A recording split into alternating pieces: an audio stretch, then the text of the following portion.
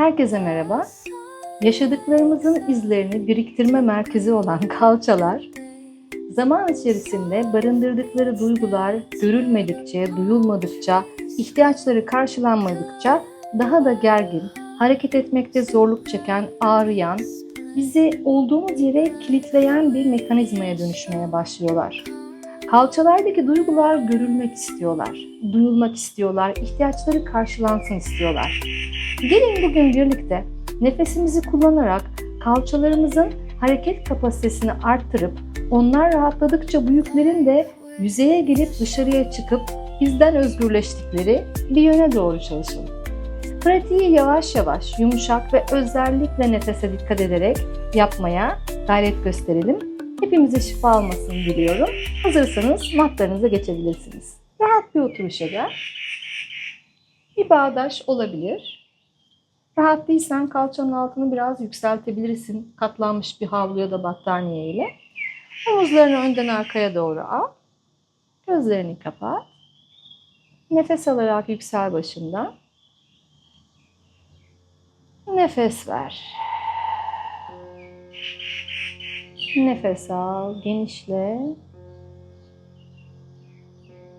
Nefes ver, ağırlaş. Bırak kalçaları yere doğru güvenle yerleşsinler.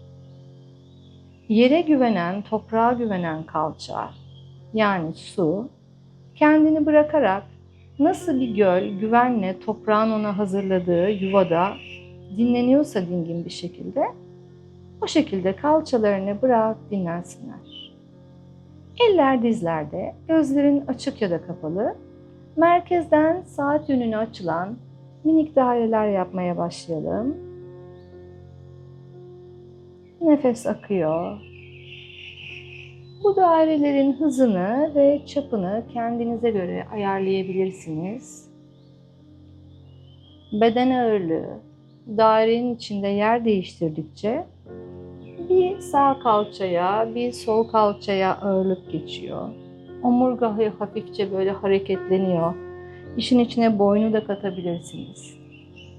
Kalçalarla omurganın en alt bölümü omurgayı alttan yukarıya doğru hareket ettiriyor ve eğer boyun kasılırsa bu hareket tamamlanmıyor, sıkışıyor. Biraz da diğer tarafa doğru dönelim. Omurga iyice yumuşasın.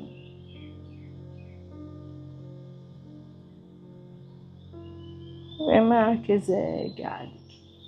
Biraz sakin kalalım. Bu dönüşlerin etkisiyle başımız dönmüş olabilir. İvmeler yavaşlasın. Yumuşak nefes al. Ağzından yumuşak nefes ver. Güzel. Şimdi kalça mobilitesine yönelik çalışmalar da yapacağız. Statik kaldığımız esnemeler de yapacağız. Rahat hissettiğin şekilde devam et. Kendini zorlama. Kalçanda sıkışıklık varsa bunun cevabını dizinde hissedersin. Kendine nazik davran. Zaten kendimize nazik davranmadığımız yerler o kalçalarda birikebiliyor değil mi? Sol bacağı ileri uzattım. Sağ bacağımı geriye aldım. Dizimi büktüm. Sağ ayağım kalçamın yanında. Sağ dizimi yere basarken ellerim yerde. Şöyle bir dizimi yere basıp ön bacağımı esnettim. Geldim yukarıya. Şimdi sağ bacağımı geriye doğru aldım. Sağ ayak bileğim ve sağ dizim olabiliyorsa aynı hizada bir 90 çiziyor. Burada bu dizin açıklığı bedeninizin hareketiyle alakalı. Çok daha önde kalabilir, çok daha geride olabilir. Nasıl rahat ediyorsanız. Dizi yere bıraktığınız zaman oturuşunuzun dik olabildiği, yana devrilmediğiniz yer sizin için o günkü pratikteki doğru yer. Ben de biraz daha şöyle öne doğru alayım, daha rahatlayayım. Ellerimi öndeki bacağımın iki yanına aldım. Bedenimi uzattım ve hafifçe öndeki bacağa doğru bedeni çevirdim. Hafif bir twist. Eşitleme araştırıyorum. Ellerimle yerden destek alırken sağ iç bacağımı yere basarak başımın tepesinden öndeki ayağa doğru uzuyorum. Yerdeki bacağımın üstü sıkılı, ayak parmağı bana doğru. Elleri belki biraz daha ileri aldım. Omuzlar geriye, nefes doldu. Uzun omurgayı korumaya çalışarak, boynu da uzun tutmaya çalışarak alnımla dizime doğru, dizimin altına doğru yaklaşıyorum. Belki sol el yere geldi ve bastın, ittin kendine, iyi hissediyorsan sağ el sol ayağın dışına gelebilir. Ayak bileğini tutabilirsin ya da ayağın altından bir kemer ya da havlu geçirebilirsin.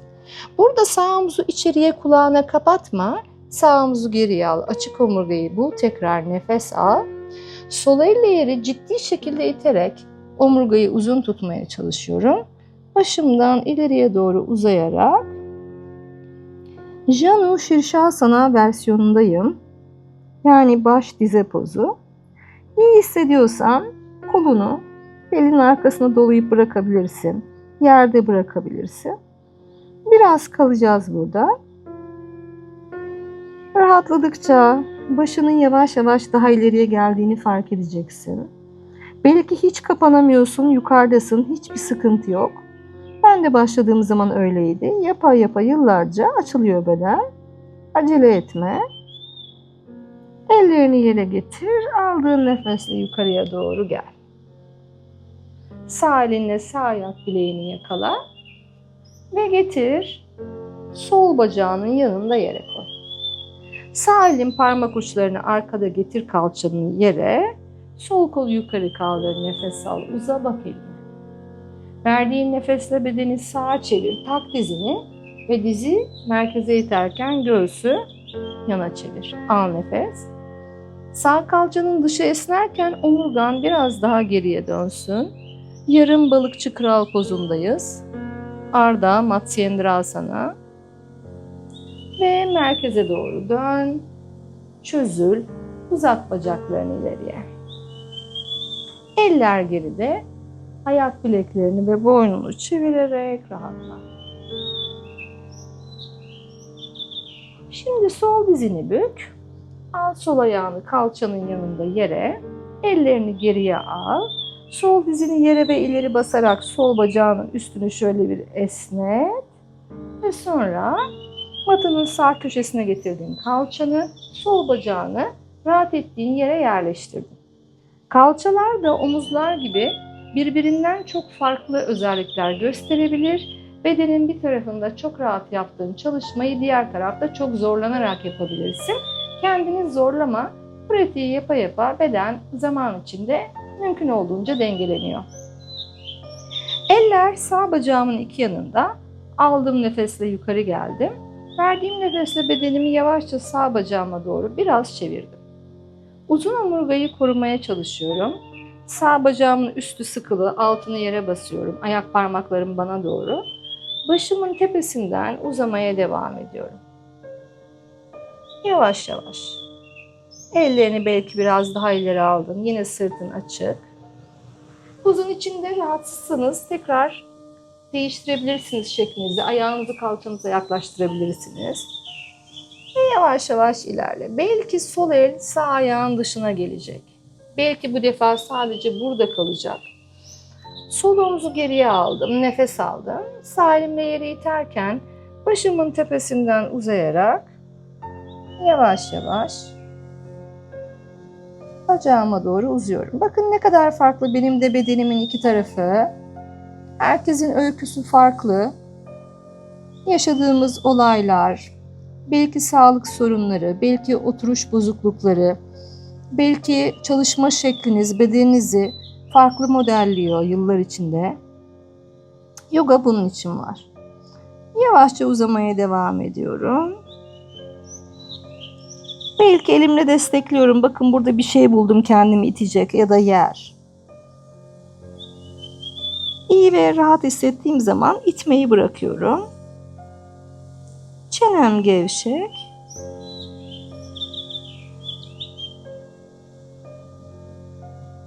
Birkaç nefes daha buradayım.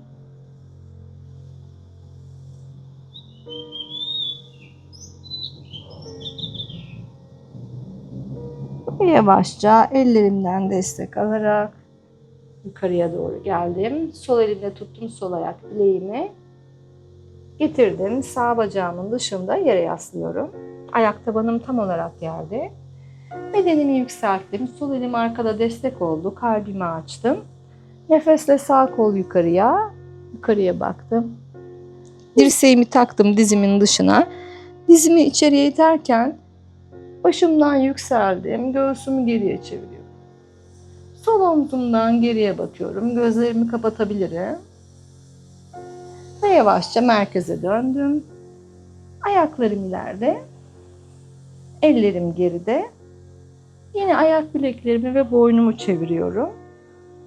Bedenin en alt ve en üst eklemlerini rahatlattığım zaman arada kalan diğer eklemler de rahatlayabiliyor. Sinir sisteminin iki ucu. Yumuşak bir nefes aldım. Şöyle bir kalbimi de açtım ve rahatladım. Şimdi sağ dizimi matın önüne paralel olacak şekilde yerleştirdim. Sol bacağımı geriye aldım. Olabiliyorsa ortada bir kutu görüyorum. 90-90 bu çalışmanın ismi. 90-90. Tam bir karenin 90 derecelik açılarını yakalamaya çalışıyorum. Olabildiği kadar. Olamıyorsa yine dur, kendinizi zorlamayın. Ayaklar aktif. Elleri öndeki bacağın iki yanına yaslayıp kalbimi karşıya çevirdim. Verdiğim nefesle uzun omurgayı korurken sağ dizi yere basarak, sol iç bacağı yere basarak karnımla üst bacağıma geliyorum. Aldığım nefes yükseldi. Eller belki önde. Verdiğim nefes indi. Aldığım nefes yükseldi. Verdiğim nefes indi.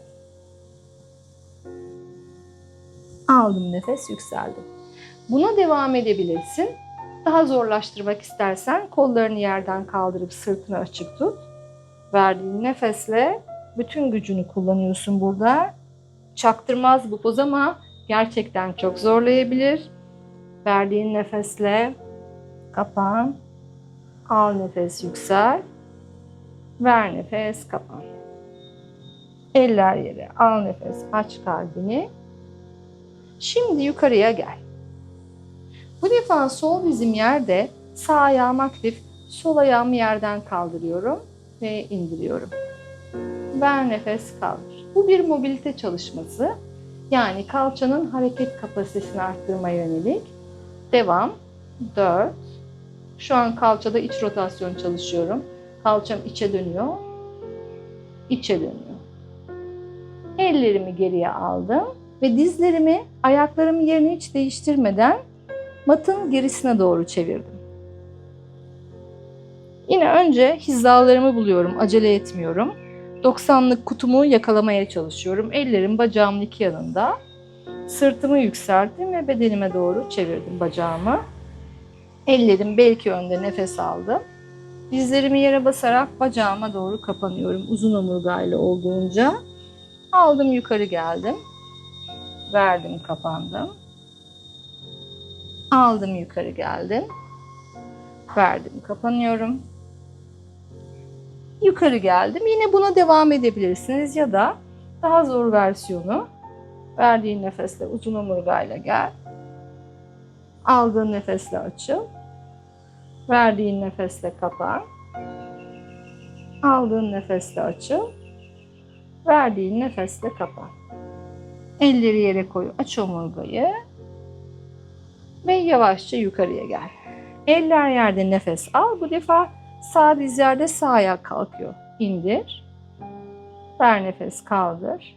İndir. Ver nefes, kaldır. İndir. Ver nefes, kaldır. İndir. Son. Ver nefes, kaldır. İndir. Yine döndüm. Al nefes. Verdiğim nefesle dizler sağa. Al ortaya. Ver nefes, dizler sola. Al ortaya. Ver sağa. İki diz de yere değdirmeye çalışıyorum. Ortaya. Ver sola. Ortaya. Ver sağa. Sağda kaldım. Sol bacağımı geriye alıyorum. Burada eğer bedeniniz izin veriyorsa alt bacak matın önüne paralel. İzin vermiyorsa ayak gitgide kalçaya yaklaşıyor olacak. Ellerim önde. Kalçamı, sağ kalçamı geri çektim, solu ileri ittim ve kalçaları karşıya doğru eşitledim.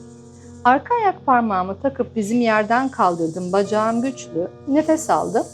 Kalçayı geriye doğru ittim. Dizi yere koyunca ayağı birkaç santim geri aldım. Ellerim de geriye geldi.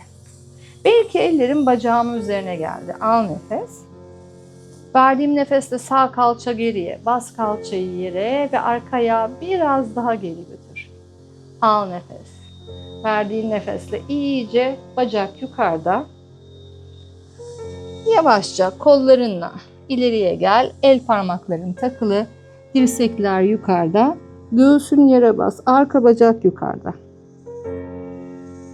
Şimdi rahatla. Bırak ayağını, bırak ellerini. Uyuyan güvercin pozuna yerleş. Derin nefes al. Rahat nefes ver. Derin nefes al. Rahat nefes ver. Ve yavaşça yüksel. İyi hissediyorsan biraz daha derin bir yere gideceğiz şimdi. İyi hissetmiyorsan burada kalmaya devam edebilirsin. Arka dizin takılı yerde. Sol elimle sol ayağımı tuttum. Bu sefer kalçamı kaldırıp karşıya çevirdim. Sol ayak topuğumu kalçama basarken kalçamı da biraz arkaya alabiliriz, dizi biraz daha. Belki elin yerde değil bacağında. Nefes al. Ön bacak esniyor. Kalçanın önü esniyor şu anda. Kalçayı bas. Al nefes. Sık iç bacakları yüksel. Tekrar. Kalçası çok esnek olanların kalçası burada pat diye yere gelecektir. İç bacakları sıkarak kalçayı biraz yukarıda tutmaya çalışın. İyice esne. Ve yavaşça ayağını bırak. Sol bacağını öne al. Sağ bacağını geriye çevir. Güvercin pozu acele etmeden yavaş yavaş yerleşilmesi, bedene en uyan hizanın bulunmasının biraz zaman aldığı bir poz. O sebeple kendinize zaman tanıyın. Arka bacağı geriye uzattım. Bedenimin bu tarafı, bu bacağım neye izin veriyorsa uygun olan açıyı buldum ki acı olmasın. Ellerim önde, arka ayağım takılı. Dizimi kaldırdım. Sağ kalçamı öne, sol kalçamı geriye hizalanma araştırıyorum. Biraz daha alabilirim belki öne doğru. Ellerimi dizimin üzerine alabilirim iyi hissediyorsam. Değilse yerde kalabilir. Hatta blokları kullanabilirsiniz. Aldım nefes, dizimi kaldırdım. Kalçamı geriye doğru ittim. Dizim yere gelince ayağım birkaç santim daha geriye geldi. Kalp açık. Al nefes, kaldır kalçayı. İt dizi iyice geriye. Ayak biraz daha geriye. Al nefes, yüksel. Ve geriye. Diz yukarıda kalsın. Kollar öne doğru gelsin. El parmakları takılı, sırt açık, nefes al. Göğsü yere aktif olarak bas. Aktif bir güvercindeyiz şu anda. Sonra bıraktım ayağımın yüzünü ve ellerimin içine pasif versiyonuna geldim. Uyuyan güvercin, nefes al. Her şeyi ağırlaştırarak nefes ver. Derin nefes al. Rahat nefes ver. Yavaşça yükseliyorum. Arka dizimin önde sol elimi bacağıma alıyorum. Arka dizimi büküyorum. Biraz daha geri alıyorum. Elimle ayak topuğumu kalçama gelecek şekilde ayağımı kalçama çektim. Nefes aldım. Yükselttim kalçalarımı. Topuk kalçaya, kalça ileriye, göğüs geriye. Nefes al. Bir kere daha iyice derinleş ve yavaşça bırak. Aldım sağ bacağımı da ön tarafa. Sukhasana, rahat oturuş. Ellerim dizlerimde. Aldığım nefesle kalbimi açtım. Verdiğim nefesimle ellerimle dizlerimi iterken çenemi göğsüme alıyorum. Al açıl. Ver kapan. Hava elementi üzerine çalışıyoruz şu anda. Al açıl. Ver kapan.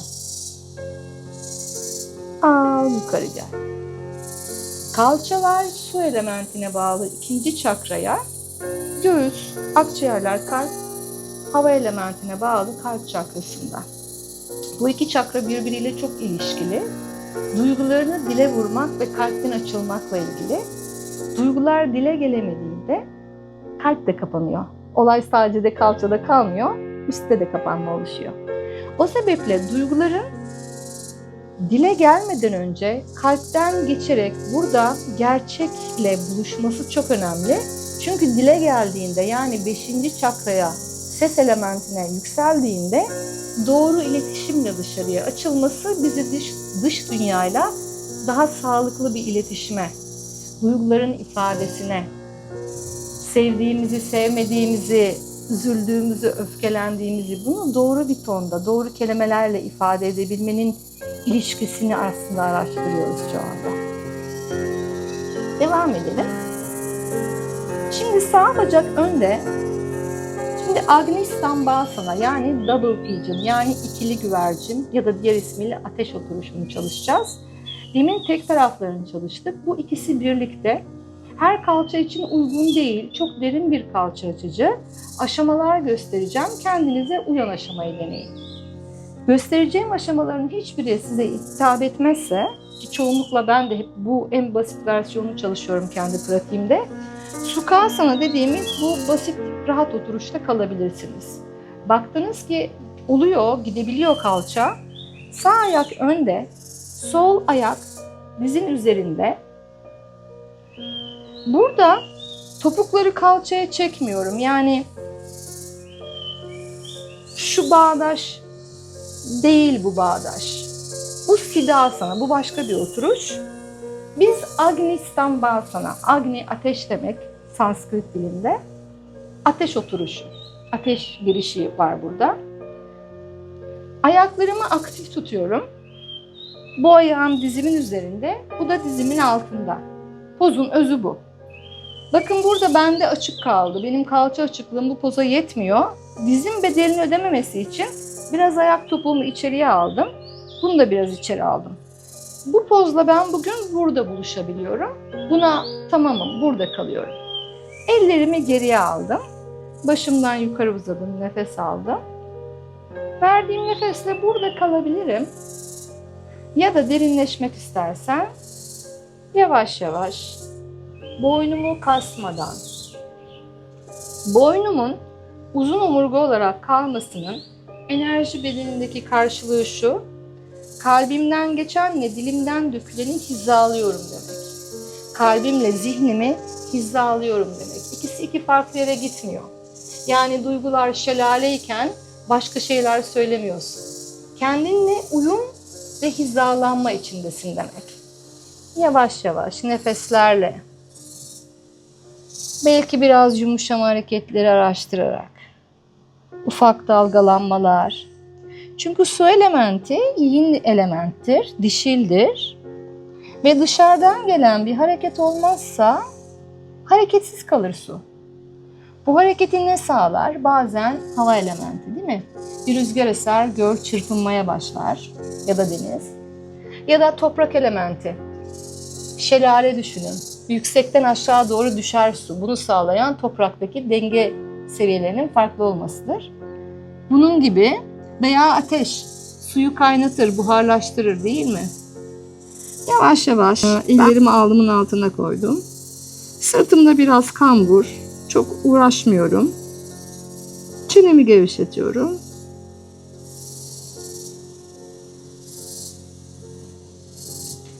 Gitgide gevşiyorum.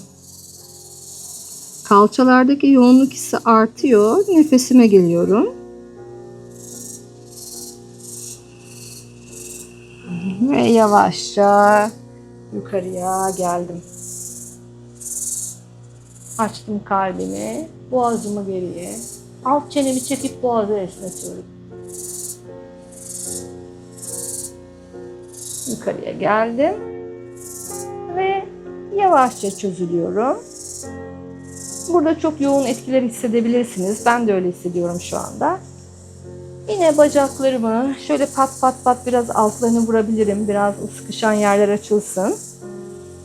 Kalçalarda yaşadığımız bu derin açılma sadece fiziksel bedende olmuyor. Katman katman duygularda da oluyor. Kalça açıcı pratikler yaptıktan sonra ya da sırasında hiç beklemediğiniz duygusal tepkilerle karşılaşıp kendiniz bile kendinize şaşırabilirsiniz. Ağlayabilirsiniz, gülebilirsiniz. Aklınızda hiç olmayan anılarla, duygularla, ben bunu hatırlamıyordum dediğiniz şeylerle, fasyanın içinde barındırdığı o sıkışık alandaki o anı, o duygu, belki o günümüzün kelimesi travma, orası genişleyince pıt diye açığa çıkabiliyor. Şimdi diğer bacak. Bu defa sol bacak. Bakalım bu kalçada nasıl bir şeyle karşılaşacağız şimdi. Çünkü hemen değişiyor. Yani bedenim şöyle. Hayır, bedenin o anda öyleydi. Şu an kim bilir nasıl. Denemeden bilmenin imkanı yok. Sağ ayağa geldik sol dizin üstüne. Yine ayaklar aktif. Ellerimi bir geriye aldım. Nefes aldım. Kalbimi açtım, ittim ileriye. Sıktım sırtımı. Çenemi çekip boğazı esnettim. Ve geldim. Yine uzun bir omurgayla kalabilirim. Ya da derinleşmek istiyorsam bakalım neler bekliyor beni pratikte. Elleri geriye aldım, nefes. Yavaşça başımın tepesinden ileriye, kalçamdan geriye doğru uzayarak, sağ kalçamda özellikle yoğunluğu fark ederek nefes al. O yoğunluğun içine nefes vererek, yumuşayarak gir. Fazla geldiyse bir tık geri çık. Kendine çok fazla itiş çekiş halinde olmak burada çok da verim sağlamayacaktır. Yumuşamak, anlayış, görmek için buradayız. Belki dirseklerine geldin, belki ellerinle alnını destekledin. Nefesler akıyor.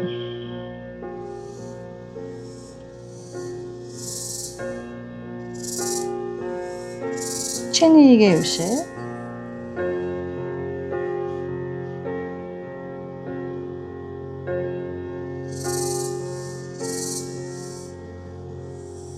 Ve yavaşça yukarı gelelim. Yine pozdan girdiğimiz gibi yavaşça çıkalım. Bacakları ileriye uzatıp şöyle bir hafifçe ayak bileklerini çevirip altlarını belki pıt pıt pıt yere vurarak sıkışan yerleri açalım. Boynu çevirmeyi ihmal etme, nefesler yumuşakça akıyor. Güzel. Sırt üstü gelelim.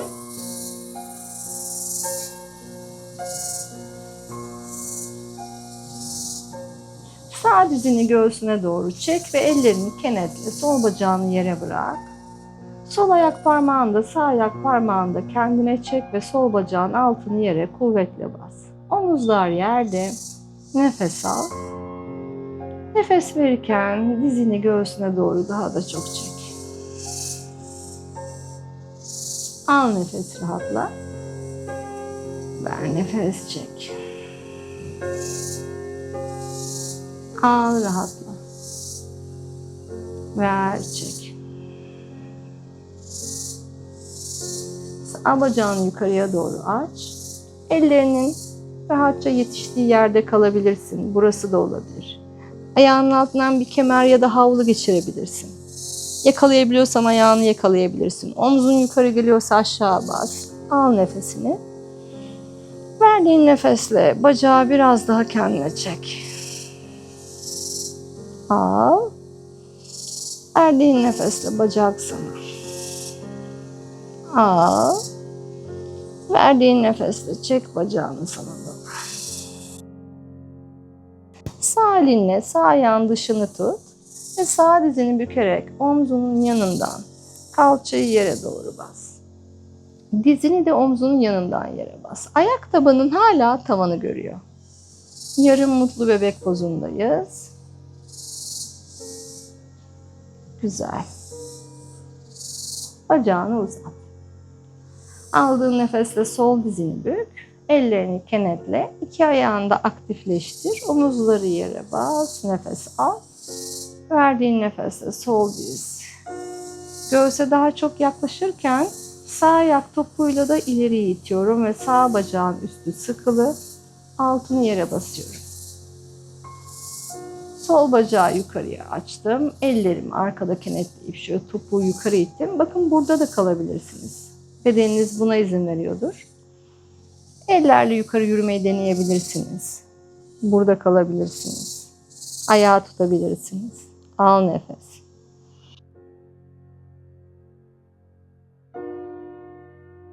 Bacağı. Aldım, biraz gevşiyorum. Verdiğim nefes topuk tavana ve kendime doğru çekiyorum. Aldım. Verdim. Çekiyorum. Aldım. Ve sol ayağımın dışından tuttum. Tutamıyorsanız ayak bileğinizi tutup havluyla tutabilirsiniz. Sağ elim kalçamda, sol dizimi, sol omzumun altından yandan yere doğru çektim. Bacağımı uzattım. Şöyle bir rahatlıyorum. Yumuşak nefes al. Yumuşak nefes ver.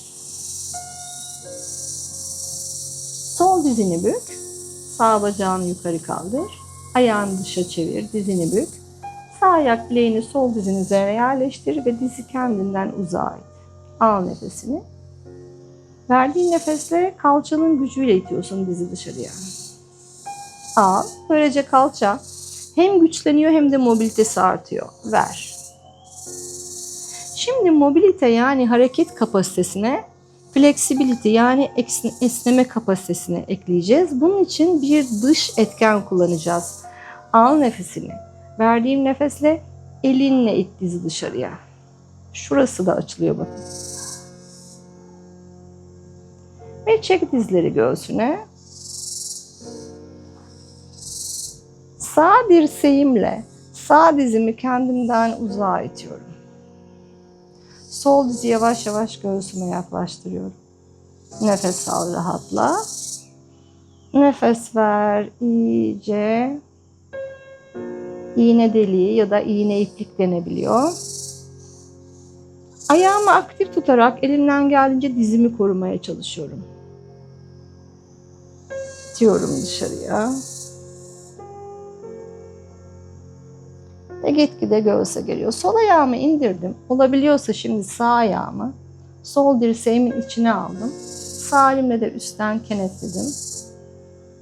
Belki sol bacağını uzattım. Fazla geliyorsa yerde kalabilirsin. Burada biraz pışpışlayabilirsin. Bebek beşiği pozunda. Ve yavaşça bacağını yukarıya kaldır. Bir kere daha kendine doğru çek. Sağ bacağı uzat. Yumuşak nefes al. Çeneyi, boğazı gevşet, rahat nefes ver. Sağ dizi bük, sol bacağı kaldır. Dışa çevir, dizi bük, ayak bileğini yasla. Ve verdiğin nefesle sol dizi kendinden uzağa it. Al nefes, rahatla. Ver nefes, it iyice. Al, rahatla. Şimdi ellerle de itelim. Kasık bölgesinden dışa doğru, kalçada dış rotasyon, dışa dönüş hareketi oluşuyor. Ve yavaşça çekiyorum bacakları yukarıya. Sağ elimle sol ayak tabanımı tuttum. Sol elimle verdiğim nefesimle sol dizimi dışarı itiyorum. Aldım, rahatladım. Dizler belki biraz daha yaklaştı. Verdim, itiyorum. Belki nefesimi aldım. Sol dirseğimle de itelim. Nasıl iyi hissediyorsanız. Al nefesini. Ver nefesini iyice. İt. Güzel. Şimdi iyi hissediyorsan sağ ayak yere geldi. Sağ dirseğin içine sol ayağımı alıyorum. Sol elimle de bacağın dışından kenetliyorum. Nefes aldım. Belki biraz sallıyorum. Rahatsanız bacağınızı uzatabilirsiniz. Ben rahat edemediğim için uzatmıyorum. Yavaş yavaş bacağım göğsüme yaklaşıyordu. Ve açıldım, nefes aldım. Sağ bacağımı da yere uzattım. Verdiğim nefesle sol bacağımı göğsümün yanından çekebildiğim kadar çektim. Bıraktım iki bacağımı da. Kollarımı bedenimin iki yanına bıraktım. Yumuşak bir nefes alıyorum. Ağzımdan boşaltıyorum. Derin nefes al. Rahat nefes ver. Dudakların aralık kalabilir. Çeneni gevşet. Ağzının içini, damağını rahatlat.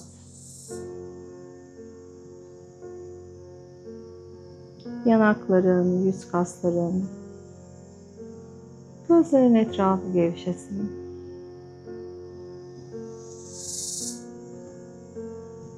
Gözlerini bırak. Artık bir yere bakmaya çalışmasınlar. Kapalı gözlerin arkasında hareketli olmasın göz bebekleri. Yumuşayarak geriye çekilsinler. Dinlensin göz kasları.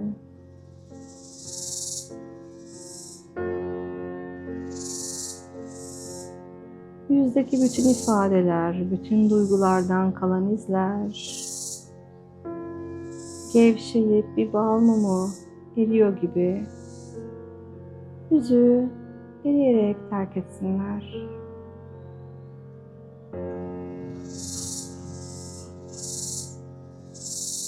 Alın gevşedikçe saç derisi yumuşasın. Kulaklar, burun kanatları gevşesin.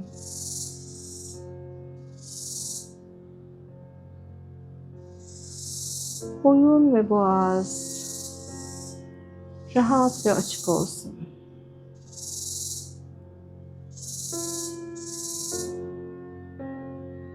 Omuzlar ağırlaştıkça omuzlardaki yükler de kendilerini yere bıraksınlar.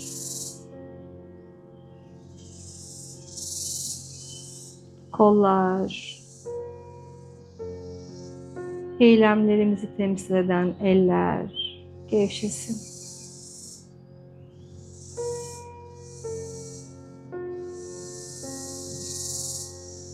Kalbe nefes yumuşak ve huzurla dolsun.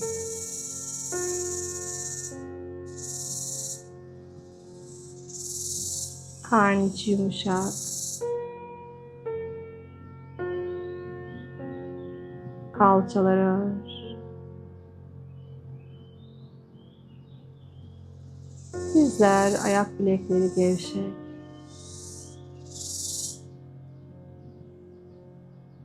Ayaklar ağır, ayak parmakları gevşek.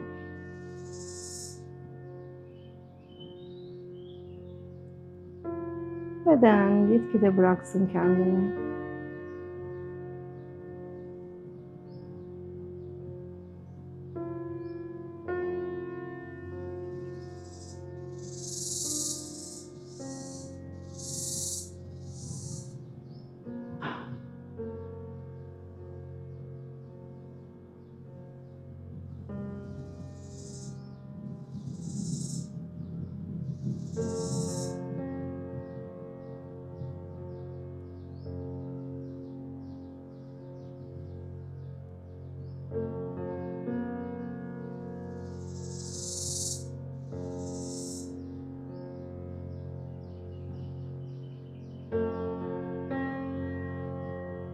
Yumuşak bir nefes al. Ve nefesini boşaltırken ellerini, ayaklarını minik minik kıpırdat. Yolla kolları başından geriye yavaşça. Aldığın nefesle iyice şöyle bir uyandır bedeni. Dizlerini bük, ayak tabanları yere gelsin ve belinin altını yumuşakça yere bas. Al nefes, yumuşat belini. Ver nefes, bas göbek deliğini ve dizlerini göğsüne çek. Eller dizlerde. İleri geri yapalım. Nefesler akıyor.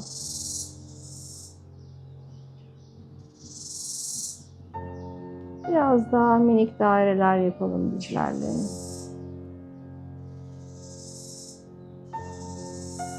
Ve bir kolu geri yolla. O kolun üstüne yan yat. Dizlerin göğse yakın kalsın. Gözlerin kapalı. Cenin pozisyonundasın.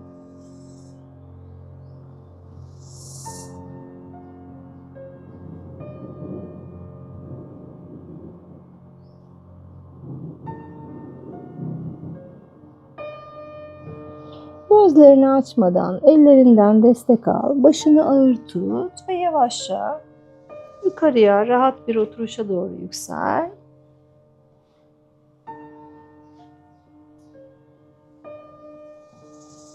Omuzlarını geriye al. Yumuşak bir nefes al. Ağzından bırak. Yumuşak nefes.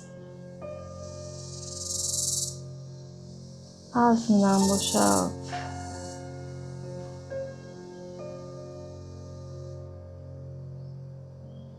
Ellerini kalbinle birleştir. Başını kalbine eğ. Bedenini, zihnini, duygularını fark et. Pratiğe başlamadan önceki halini, pratik sırasındaki halini ve şimdiki halini gör. Farklar var mı?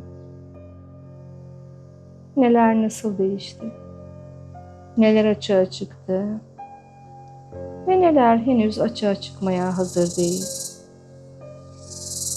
Biz hazır oldukça katman katman altlardan yukarıdaki yüzeye doğru gelmeye başlıyor biriktirdiklerimiz.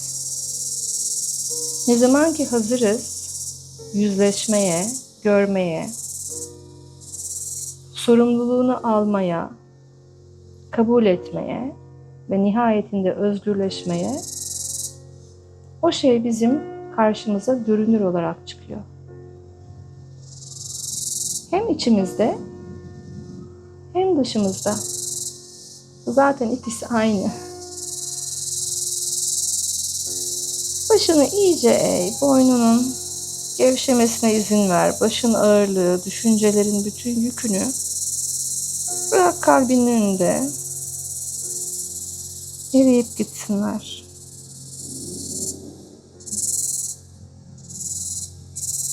Yeni nefesinle başını yavaşça kaldır. Namaste.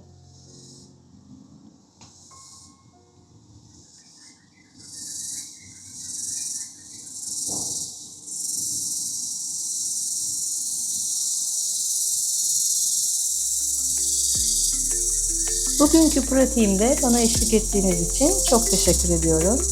Dilerim ki sizler için de bana olduğu kadar faydalı ve şifalı olmuştur. Bu pratiği İstediğiniz kadar uygulayabilirsiniz. Kalçalarınızda sıkışıklık varsa açılması zaman alabilir. Kendinize sabırlı ve nazik davranın. Kalçaya göstermediğimiz her şefkat eksikliği karşımıza dizlerdeki başka sıkışıklıklar olarak gelebiliyor. Burası tam olarak kendimizle buluşma alanı. Hiçbir şey için geç değil, her şey için zaman var. Rahatça kendimizi pratiğin akışına bırakabiliriz. Eğer bu pratikten fayda gördüysen tekrarlayabilir. Diğer pratiklere de bir göz atıp sana uyanlarla pratiklerine devam edebilirsin. Kendine çok iyi bak. Bir dahaki pratikte görüşünceye dek hoşça kal.